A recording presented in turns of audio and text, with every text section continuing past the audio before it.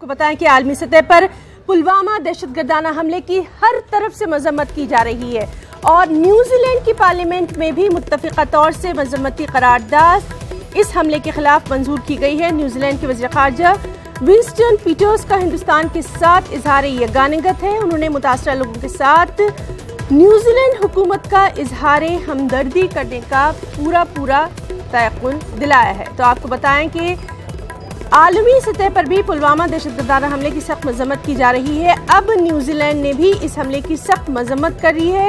New Zealand के वज़ीर दाखिला विंस्टन पीटर्स का हिंदुस्तान के साथ इजहार यगानगत है। उन्होंने कहा है कि मुतासरा लोगों के साथ न्यूजीलैंड हुकूमत को पूरी हमदर्दी है।